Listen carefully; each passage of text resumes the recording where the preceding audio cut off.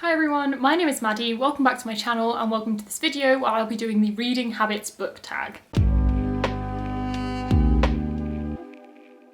So just super quickly before I get into this video, we're going to take 2 seconds to appreciate the gloriousness that is this new jumper, which is covered in dinosaurs. I'm a bit obsessed with dinosaurs, I just got this, I'm obsessed and needed to point it out. But anyway, that is not the point of this video. I was tagged to do this tag by India at What India Read. If you do not know who she is, please go and check her out. She'll be linked in the cards and in the description. She's an amazing booktuber. She produces amazing content. I love her to bits. Please go and check her out. She told me to do this tag. I've tried to work out who created it, but as far as I can tell, the original video is no longer up, so I'm not sure who created it. If anyone knows, please let me know in the comments so I can credit them. But this tag has been around for quite a long time, and it's just discussing sort of habits you have when reading. I think to do with like, do you use a bookmark and all sorts of other things.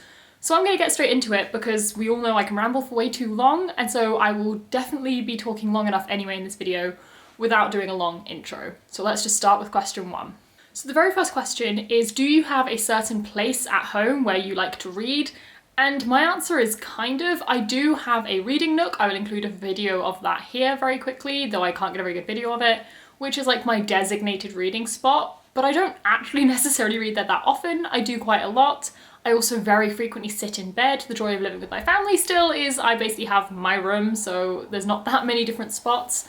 But I do also go and sit in the family room sometimes. We have like nice sofas in a big conservatory with loads of light, so that's really nice to read in. But I think more than anything, I quite like mixing up where I read. Obviously there's not a lot of options at the moment because we're pretty much in the house the whole time, but I'm that person that if I get the opportunity, I will go out to a cafe or a coffee shop or just like a park, because I just like being elsewhere. I like mixing it up. I feel like I get very stagnant very quickly if I stay in the same position too much. And that's not just with reading, that's just me in general. I like changing things. So I do tend to bounce around a bit, so I'll like sit at my desk for a while, sit on my bed for a while, sit on my reading chair, go downstairs, like I move around a lot, but I do technically have a reading nook. Well, most of my bookcases are, and I've got a nice chair and that's all set up. So technically my reading nook, realistically, pretty much anywhere. But also kind of alongside that, I'm very much one of those people who can read anywhere. I will read out and about. I will always have a book with me, and if I get a moment, I will try and pick it up and read. I'm not always successful, but I try. The exception to that rule very much being cars. I do not read in cars. I end up feeling ill instantly. Doesn't agree with me. Cannot read in a car. Can read on a bus. If someone could explain that to me, I'd really appreciate it. It may just be because I only go on really short journeys on buses normally. Like a big coach, no, I'll feel ill. A car, no, I'll feel ill. Local bus, like when I was going to and from uni, fine. Someone explain that logic to me, please. And then question 2 is, do you use a bookmark or just like a random piece of paper? And both. Again, it's really variable. I actually tend to use, I've explained this in another video, I tend to use photo cards from K-pop albums as my bookmarks most of the time. I do also have a decently large bookmark collection, and I very much, like the first thing I do when I choose which book I'm reading is spend a lot of time choosing a bookmark. I choose one that either matches in like vibe or colour or anything. It can be any reason, but I definitely put a lot of thought into what bookmark I use to mark my book. However, I will also say that I have regularly just used a random receipt or a piece of notepaper if I just have it lying around when I pick up the book. And once it's in there, I don't change. Once the bookmark's being used for that book, that is the bookmark I'm using. So yes, sometimes it does end up being random paper, but the majority of the time it's definitely a designated bookmark or, you know, piece of paper that I use as a bookmark, even if not something that was bought as a bookmark originally, if that makes any sense. But yeah, I really take a lot of joy in matching my bookmark to my book, and I actually, every time I finish a book, I take a photo of the book with the bookmark, and like I have those all catalogued in my phone in a folder called like 2020 reads or 2019 reads, and I absolutely keep track of all of that. So it's definitely something I put thought into, and it hurts me when I read an ebook because I can't choose a bookmark to go with it, and it really annoys me because I really enjoy choosing a bookmark, but I can survive. I feel like my answers to these are just both to everything, but question 3 is, can you just stop reading, or do you have to get to an end of a chapter or a certain number of pages or like a natural stopping point? Again, both. Can I stop reading at any point? Yeah, of course I can. I do it regularly. If I'm reading and I'm really sleepy, I just put the book down and go to sleep. If I am reading and someone calls me, I'll just put it down and carry on, and I am perfectly capable of coming back and picking it back up at that point. But if I'm not sleepy and I'm not on a time limit or anything like that, I will try and stop at the end of a chapter, or I don't know how to say it, like a line break, I guess. So sometimes in books, you know, you have like a section and then like a double space complete break and then the book continues, or it has like the little stars in between, which I used to know the name of and I don't anymore, which is very annoying.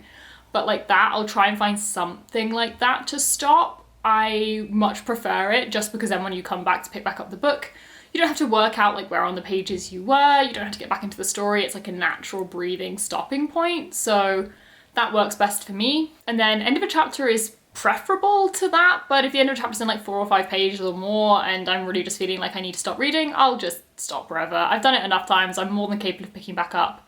It's just a bit easier and I'm a little bit lazy sometimes, so if I can, I'll find a natural stopping point. And then another part of that question was sort of like, do you have to read a certain number of pages? Absolutely not even slightly. I can pick a book up and read 2 pages and put it back down. I can pick up a book and read the whole thing before I put it down. I try sometimes to like set myself goals of I'm gonna read 20 pages, I'm gonna read 50 pages, you know, things like that, because it keeps me motivated, it keeps me reading, but I don't feel like I have to. And if I pick up a book and I have 2 minutes and I can read a page, I'm still gonna try to, because, you know, it's reading time, I may as well take it. But no, I'm not particularly bothered about the number of pages I read in each sitting. It's just, it is what it is, and I would never have to like stop on like a multiple of 5 or a multiple of 2 or something like that. I'm like that with a lot of things, not with reading at all. Doesn't bother me. Though I will admit, I find it so satisfying when there's like a chapter break on like page 100 or 200, like spot on, and I will always stop there because it just makes me really happy. And that's so stupid, but I love putting it into Goodreads that you stopped on like bang on page like 200 or something. I just enjoy it. I apologise for the lighting in this video. I swear the lighting outside isn't changing that much, but for whatever reason my camera keeps making it brighter and darker and I don't know how to fix it right now, so we're just gonna have to deal with some slightly weird lighting. I do apologise. I've literally just ordered actual lighting, so hopefully that will get much better, but I can't do much about it right now. But moving on to question 4 is, do you eat and drink whilst reading? And yeah, I guess so. I don't have to have like a snack or something when I'm reading, but I regularly will get like some sweets or chocolate for when I'm reading. I just quite enjoy having some nice little snacks whilst reading, especially if I'm going to sit and read for a really long time, like a couple hours. I like having a snack. This may sound really weird, but I don't get bored when reading. Like, I love reading, obviously, but doing any one task for a really long time, I struggle. I want to like mix it up and do something different. So if I'm trying to do it for a really long time, I like having some snacks there because it gives my brain something else to do at the same time. Just that really small act of kind of eating makes my brain focus better on reading because I'm not just doing one thing at once. My brain likes multitasking always, so it works very well for me to have a bit of a snack.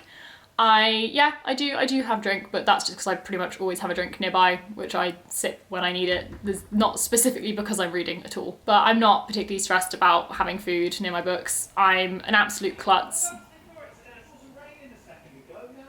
Shush! All that. Thank you. Show it on screen. You're forgiven. Quick interlude in the middle of this question, because my mum's been baking and I have a hot cupcake, so I will continue answering in a minute once I've eaten the hot cake, because honestly, this gets priority right now.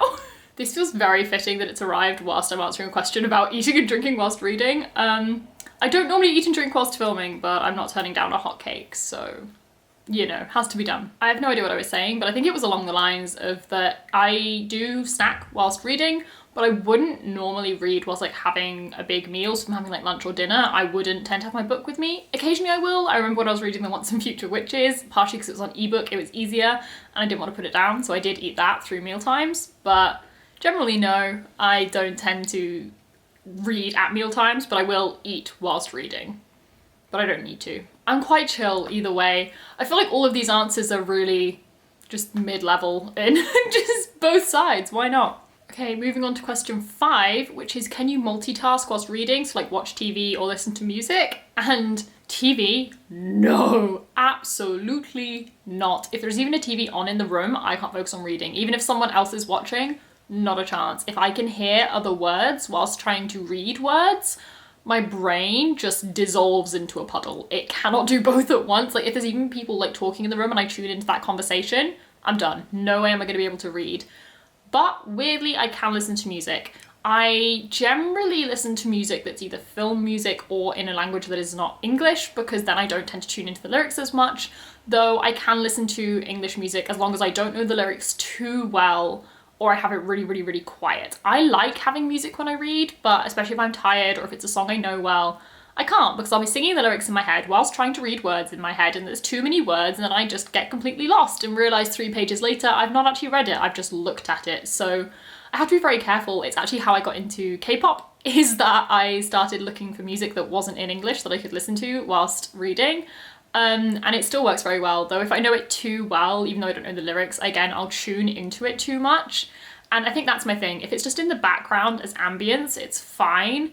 If it gets to the point where I'm actively noticing it, say a conversation or lyrics or music, whatever, I can't read at the same time. My brain has to be focused on the book. So I like having music.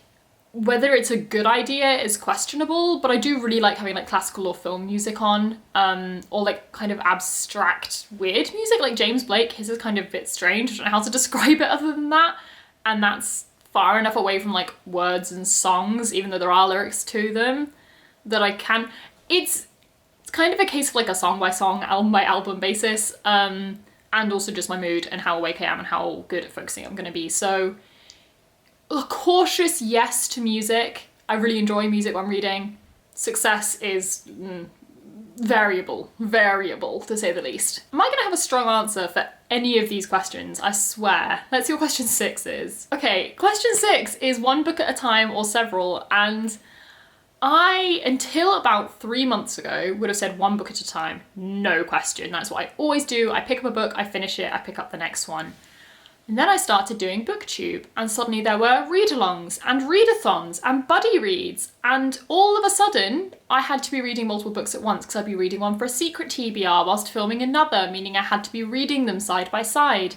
And all of a sudden I have like 6 books that I'm currently reading at once. I've got it back down to 1 at a time now because I don't think it helped my reading slump to be jumping between books all the time. But my preference, I think, is still 1 at a time, for sure. I like reading one through to finishing it and then carrying on with the next one. But I definitely can juggle books if I need to, which is a useful skill I think I've learned recently, even if not my preference. I just seem to cope better when reading 1 book at a time. I feel like if I've got 2, I'm firstly not as fully engaged with each of the books, and also I spend so much time deciding which one I want to read each day that I end up reading less. Which is completely my own fault, but for whatever reason, that's how my brain works. So I have to know that and act accordingly, which is reading 1 book at a time for me.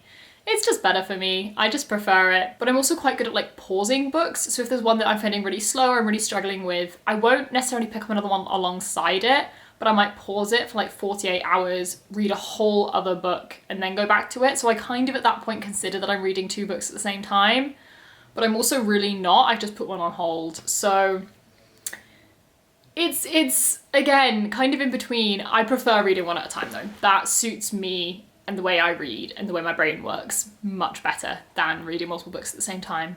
But I can do it if I have to. So question 7, I actually already unintentionally answered, which is reading at home or reading everywhere. Everywhere, for sure. I really like reading out and about. I regularly go out for the sole purpose of reading somewhere other than my house. I do really like reading at home, and if I'm tired, obviously like curling up in pajamas at home is great. But I often read better out the house. I feel like just having other people around, even if not like actually paying any attention to me, makes me feel kind of watched, and therefore I read better because I'll feel more guilty going on my phone. I kind of don't want to be that stereotype of like goes out and takes the book and doesn't pick it up, even though I've definitely done that a million times. But I just read that bit better. I get less distracted. It's nice hubbub. It just makes me feel more focused. I don't know, but I really like reading out and about. So definitely reading everywhere. Question 8 is reading out loud or silently in your head. And like, people read out loud? I barely can read out loud. I trip over my words. I read in my head, absolutely. Yeah, no question. I respect people who can read out loud. I am absolutely awful at it, and also a lot slower. I read a lot quicker than I speak. And if anyone knows how damn fast I speak, I mean, you do, you're watching me. That's pretty quick as it is. So yeah, reading out loud would slow me down a lot, which would really frustrate me. And I also find when I read out loud, I'm so focused on speaking correctly and not tripping over my words that I'm not actually taking it in very well. So yes, definitely reading in my head, no question. I don't know how people read out loud. I'm very impressed by anyone who does, but I don't know how you do it. I think the only time I ever speak out loud whilst reading is if there's a word which I've either not come across or not sure how to pronounce. I might like take a pause and try and sound it out and actually work out how to say it. Especially with names in fantasy books, I put the effort into like learning how to say them really quite well right near the beginning, so that throughout the book I'm not tripping over it or skimming over it, which I can do. It's easier for me to like really solidly know how to pronounce it. That may not be the correct pronunciation, but if I have a solid idea of how I at least do pronounce it, it just makes it easier for me reading the rest of the book. But yeah, no, I read in my head. I can't imagine reading out loud. My family would get so annoyed at me. Yeah, my family would just despair. They do not need that. They do not need me talking more than I already do. Question 9 is, do you read ahead or skip pages? Yeah, kinda. I don't skip pages. I don't like skim ahead way a long way. But I find myself accidentally, I don't do this on purpose, but I very much do it, when I'm reading a book with a lot of dialogue. And if it's like an exciting scene and a lot is happening, I read all the little dialogue bits, and then all the little dialogue bits on the next page, and then turn over and read the dialogue, and then suddenly someone will be speaking who I didn't even realise has come into the scene, or they'll move setting and I'll be lost and realise I have skipped every single bit that isn't dialogue, and I have to go back like a page or so and work out what I missed. I do it all the time, like all the time. In like fast-paced books, I don't do it with everything, but I am definitely, I know I do this quite regularly. I don't know why. Yeah, it's definitely a habit I'm working on breaking. When I find myself doing it, I really try to not, unless like I need to know what's gonna happen. It's often in like a romantic climax. I need to know whether the person's gonna get what they want, and then I'll be like, okay, now I can go read the scene. I would never be like skip all the way to the end though to know how it's all gonna end, because I don't like to. I'm massively anti-spoiler, and I hate it especially if I turn over a page, it's like the end of a chapter, and it has something in bold right at the end of the chapter because I see it out the corner of my eye, and it takes all of my self-restraint to read like the 2 pages before we get to that. But I don't want to spoil myself. I need to like go with the build-up, but I'm awful. I almost always read it, but I'm working on it. We're working on not doing that quite as much. Hopefully. Okay, question 10 is a very easy question for me, and that is breaking the spines or keeping your books like new. Like new. I am neurotic about not breaking the spines of my books.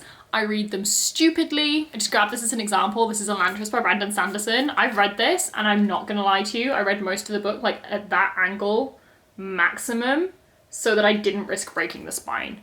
I was so like, I'm that person that like turns the book madly to try and read it because I do not want to risk breaking the spines of my books. If they break, so be it. I've broken spines of tons of books I really like.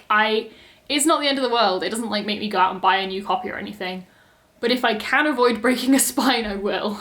And similar to that, when I'm buying books secondhand, I will generally try and buy books without broken spines. Sometimes I don't do this. For example, The Night Circus, my first copy I ever read, which is that one there.